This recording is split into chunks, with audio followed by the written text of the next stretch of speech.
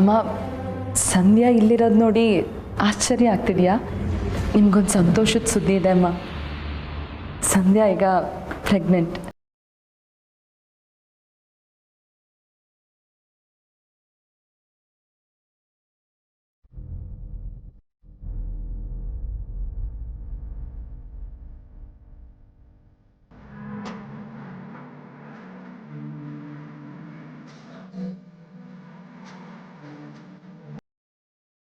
ಪುಟ್ಟಿ, ನಿಜನಾ?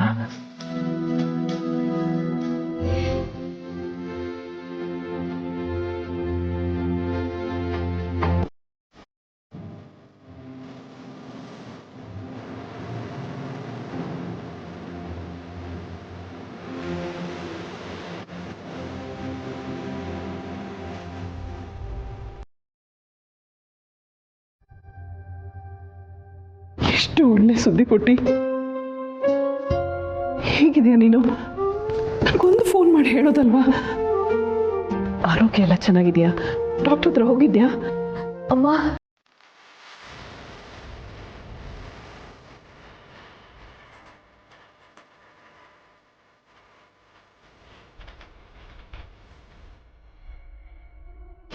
ತುಂಬ ಸಂತೋಷ ಆಯ್ತು ಪುಟ್ಟಿ.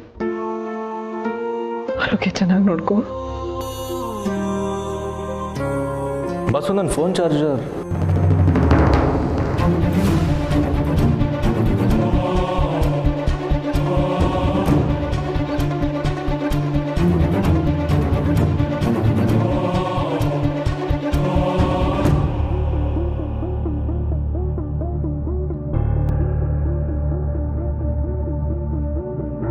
ಪಾಪು,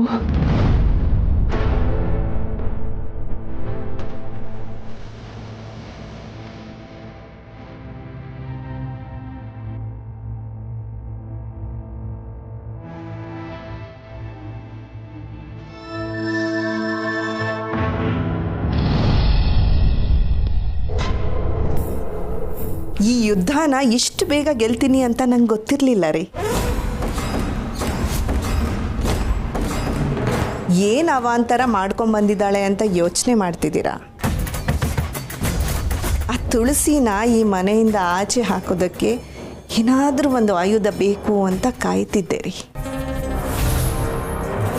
ಇವತ್ತು ನಿಮ್ಮ ಅಣ್ಣ ಇಲ್ಲದೆ ಇರುವಾಗ ಅಭಿನೇ ನನಗೆ ಒಂದು ಒಳ್ಳೆ ಆಯುಧ ಕೊಟ್ಟ ನೋಡಿ.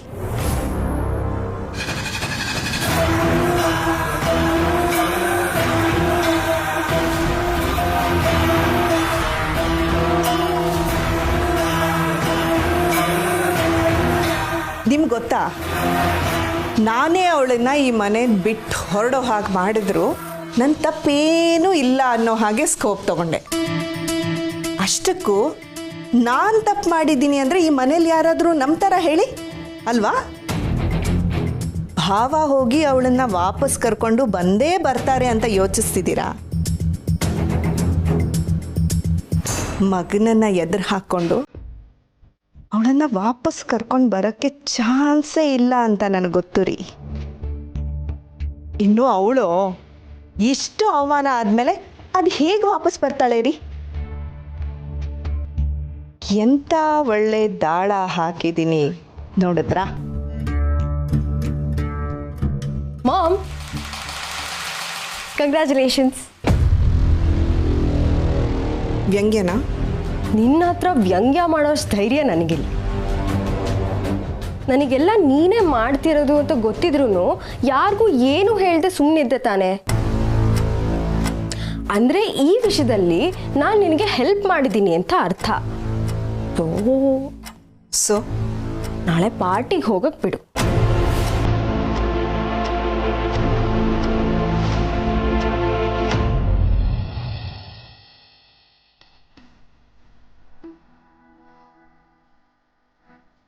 ಪುಟ್ಟಿ, ಇನ್ಮೇಲೆ ನೀನು ಸರಿಯಾದ ಸಮಯಕ್ಕೆ ಊಟ ಮಾಡಬೇಕು. ಬಾ ಕೂತ್ಕೋ.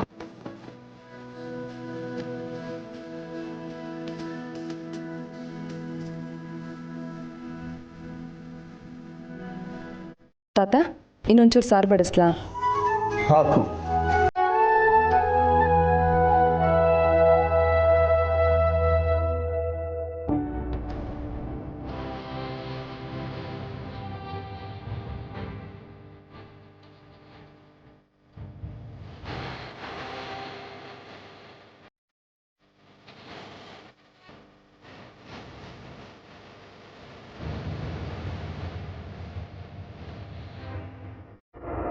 ದಯವಿಟ್ಟು ಈ ಮನೆ ಬಿಟ್ಟು ವಾಪಸ್ ಹೋಗಿ ಪ್ಲೀಸ್. ಮಕ್ಕಳು ಯಾರು ನಿಮ್ಮನ್ನ ಒಪ್ಕೊಳ್ತಿಲ್ಲ. ಅವ್ರು ಹೀಗೆ ನೊಂದ್ಕೊಂಡಿರೋದನ್ನ ನನ್ನಿಂದ ನೋಡಕ್ಕಾಗ್ತಿಲ್ಲ. ನೀವು ಆಚೆ ಹೋಗೋದ್ರಿಂದ ಈ ಮನೆ ಬೆಳಗುತ್ತೆ. ಅಂದಮೇಲೆ ನೀವು ಆಚೆ ಹೋಗೋದೇ ಒಳ್ಳೇದಲ್ವಾ?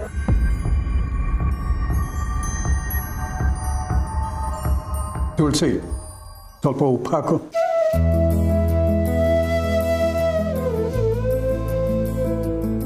ಅಮ್ಮ, ತಾತ ಉಪ್ಪು ಕೇಳ್ತಿದ್ದಾರೆ. ಉಪ್ಪ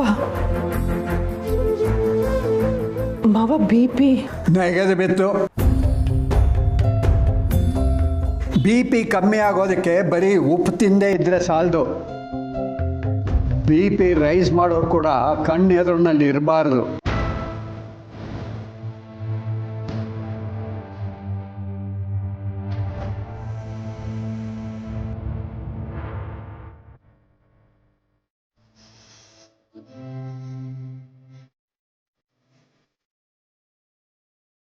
ಸಮರ್ಥ್, ಊಟಕ್ಕೆ ಕೂತ್ಕೋ. ನಾಚೆ ಸ್ವಲ್ಪ ತಿಂದೆ, ನಂಗೆ ಬೇಡ. ಜಂಟ್ಪಿಂಡ, ದಿಮಾಕ್ ಮಾಡಬೇಡ. ಕೂತ್ಕೊಂಡು ಊಟ ಮಾಡು. ನಂಗೆ ಬೇಡ ಅನ್ನಲ್ಲ. ಕೂತ್ಕೊ ಅನ್ನಲ್ಲ.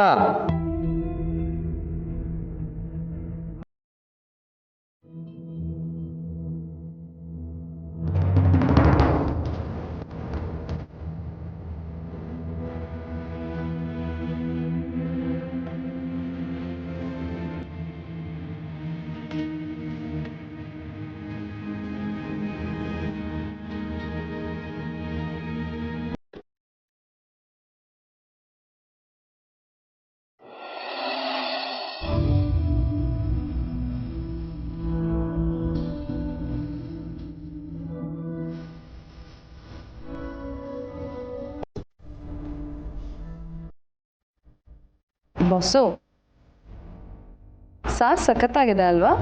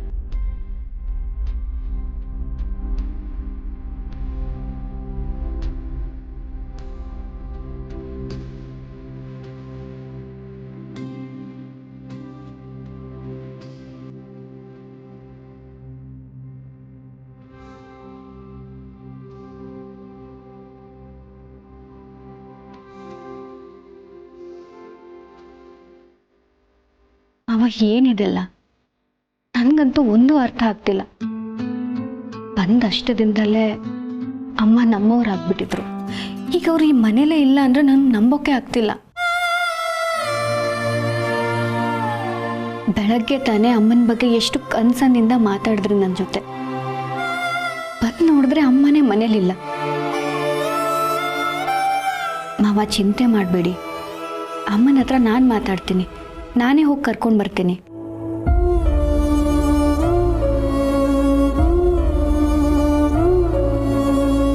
ನಮ್ಗಳ ಮನ್ಸ್ಗೂ ನೆಮ್ಮದಿ ಇಲ್ಲ. ಇದಕ್ಕೆಲ್ಲ ಕಾರಣ ಈ ಮದುವೆ. ಅವತ್ತು ನೀವು ನನ್ನ ಜಾಗದಲ್ಲಿ ಇದ್ದಿದ್ರೆ ಏನು ಮಾಡ್ತಿದ್ರಿ ತುಳಸಿಯವರೇ? ನಾನು ಈ ಮದುವೆಗೆ ಹೋಗ್ತಾ ಇರಲಿಲ್ಲ ಮಾಧವ್ ಅವರೇ. ಪೂರ್ಣಿ, ತುಳಸಿಯವ್ರ ಮನಸ್ಸಿಗೆ ತುಂಬ ನೋವಾಗಿದೆ ಅಂತ ನಿನಗೆ ಗೊತ್ತಲ್ವಾ? ಅವ್ರು ಯಾರಿಗೂ ಕೇಳಿ ಬಯಸೋರಲ್ಲ. ಈಗ ಇಷ್ಟೆಲ್ಲ ಆಗ್ತಿರೋದು ನನ್ನಿಂದನೇ ಅಂತ ತುಂಬ ಬೇಜಾರು ಮಾಡ್ಕೊಂಡಿದ್ರು. ಆದರೆ ಇದ್ರಲ್ಲಿ ಅವ್ರ ತಪ್ಪೇನು ಇಲ್ವಲ್ಲ ಮಾವ. ಹೌದು, ಆದರೆ ಅದನ್ನು ಅರ್ಥ ಮಾಡಿಸೋದಕ್ಕೆ ನನ್ನ ಕೈಲಾಗಿಲ್ಲ. ಯಾಕೆಂದರೆ ಅವ್ರು ಕೇಳೋ ಪ್ರಶ್ನೆಗಳಿಗೆ ನನ್ನ ಹತ್ರ ಉತ್ತರ ಇರಲಿಲ್ಲ. ಆದರೂ ಮನೆ ಬಿಟ್ಟು ಹೋಗ್ಬಿಟ್ರೆ ಎಲ್ಲ ಸರಿ ಹೋಗುತ್ತೆ ಅಂತ ಯಾಕೆ ಅವ್ರು ಯೋಚನೆ ಮಾಡೋರು ಅಂತಾನೆ ಗೊತ್ತಾಗ್ತಾ ಇಲ್ಲ.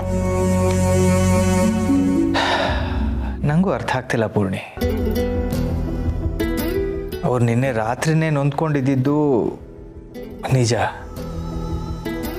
ಆದರೆ ಇಂಥ ನಿರ್ಧಾರ ತಗೊಂಡು ಅವರು ಮನೆ ಬಿಟ್ಟು ಹೋಗುವಾಗ ನನಗೊಂದು ಮಾತು ಹೇಳದೆ ಹೋಗ್ತಾರೆ ಅನ್ನೋದು ನಂಗೆ ಯಾಕೋ ನಂಬೋಕೆ ಆಗ್ತಿಲ್ಲ. ಅವ್ರು ಹೇಗಿದ್ದಾರೋ, ಏನು ಮಾಡ್ತಾ ಇದ್ದಾರೋ. ದತ್ತ ಅವ್ರಿಗೂ ಫೋನ್ ಮಾಡಿ ಕೇಳೋಣ ಅಂದರೆ ಅವ್ರಿಗೂ ಈ ವಿಷಯ ಗೊತ್ತಾದರೆ ನೊಂದ್ಕೋತಾರೆ. ಟೆನ್ಷನ್ ಮಾಡ್ಕೋಬೇಡಿ, ಒಂದು ನಿಮಿಷ ಇರಿ.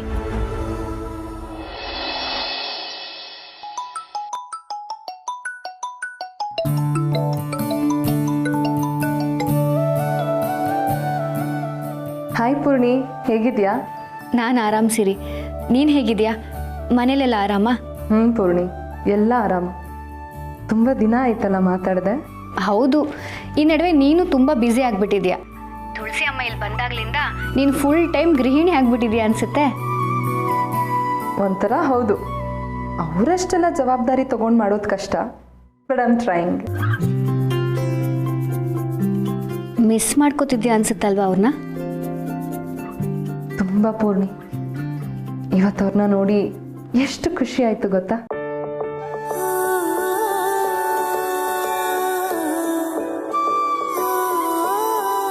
ನನಗಂತೂ ಅವ್ರ ಮನೇಲಿ ಇಲ್ಲದೆ ಎಷ್ಟೋ ವರ್ಷಗಳಾಗೋಯ್ತೇನೋ ಅನ್ನಿಸ್ತಿತ್ತು.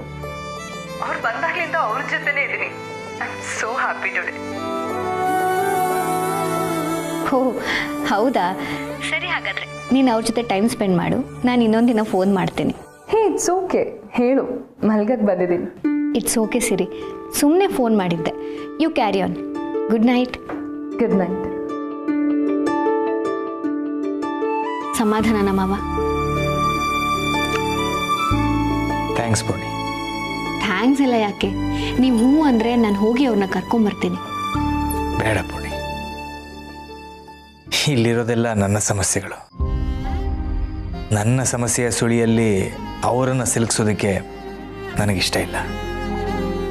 ಅವ್ರಿಗೆ ಅಲ್ಲಿದ್ದರೆ ಸಮಾಧಾನ ಅಂದರೆ ಇರಲಿ. ಅವ್ರಿಗೂ ಸಮಯ ಬೇಕು ಅನಿಸುತ್ತೆ. ಎಷ್ಟೇ ಆದರೂ ಒತ್ತಾಯ ಮಾಡಿ ಯಾವುದನ್ನು ಪಡೆಯೋಕ್ಕಾಗೋದಿಲ್ಲ ಅಲ್ವಾ?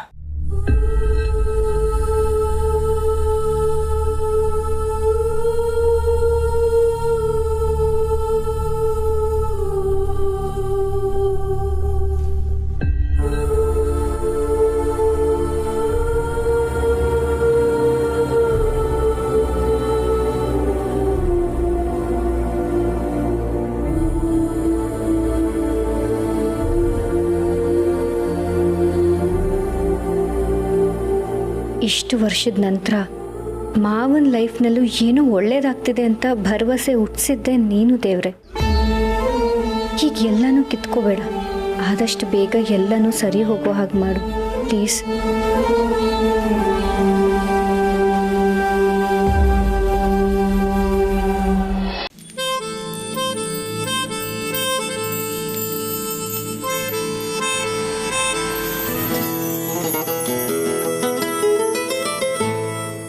ಅರೆ ನೀನೇನ ಇದು?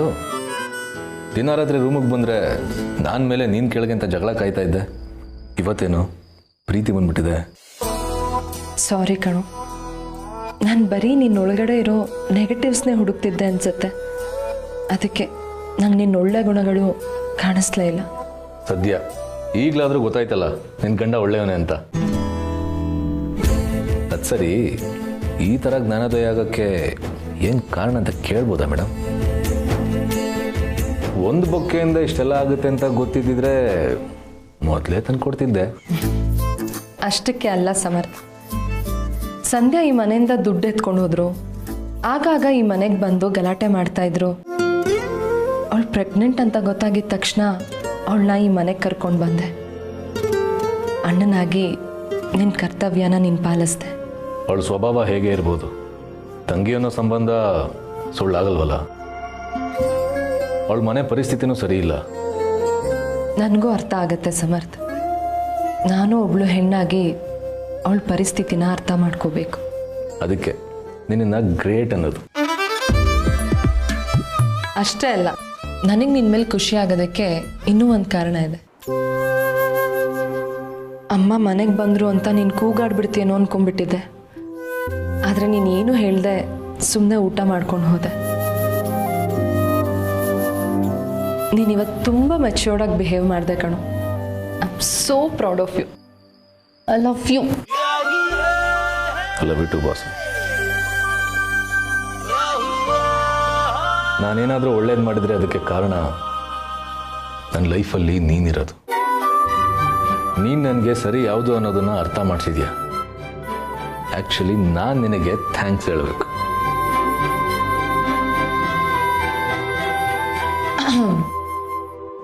ಹೋಗ್ಲಿದ್ದೆಲ್ಲ ಸಾಕು, ಕೆಳಗೆ ಮಾಡ್ಕೊಳಕ್ ರೆಡಿನಾ?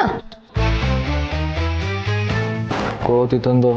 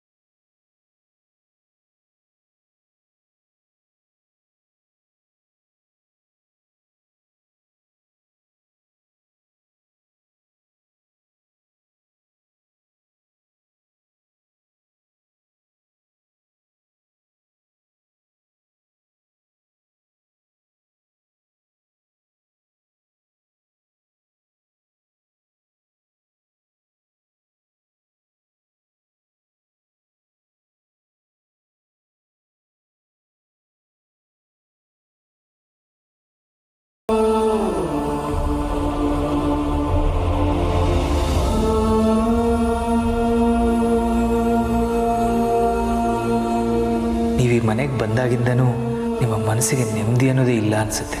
ಒಂದಲ್ಲ ಒಂದು ಘಟನೆ ನಡೀತಾನೇ ಇದೆ. ಇವತ್ತು ಜನಾರ್ದನ್ ಮನೆಯಲ್ಲಿ ಹಾಗಾಯಿತು, ಅಭಿ ಬೇರೆ ಈ ಸ್ಥಿತಿಲಿ. ಯಾಕೆ ಹೀಗಾಗ್ತಿದೆ ಅನ್ನೋದೇ ಗೊತ್ತಾಗ್ತಿಲ್ಲ. ಮಾಧವ್ ಅವ್ರಿಗೆ ಹೇಳ್ದೆ ಕೇಳದೆ ಬಂದೆ. ಫೋನು ಮೆಸೇಜು ಮಾಡಿರ್ತಾರೆ ಅನಿಸುತ್ತೆ. ನನ್ನ ಫೋನಲ್ಲಿ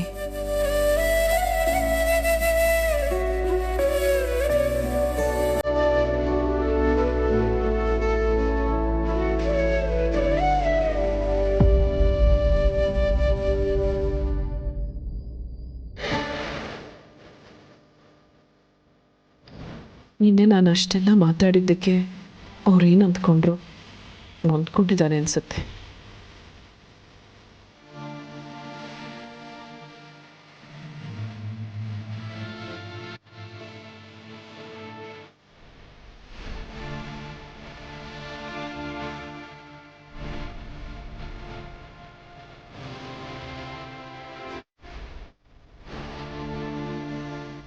ನನ್ನಿಂದನೇ ಅವ್ರ ಮನೇಲಿ ಸಮಸ್ಯೆ ಆಗಿರುವಾಗ ನಾನು ಅಲ್ಲಿಂದ ಹೊರಟು ಬಂದಿದ್ದು ಸರಿಯಾಗೇ ಇದೆ ಅಲ್ವಾ ದೇವ್ರೆ?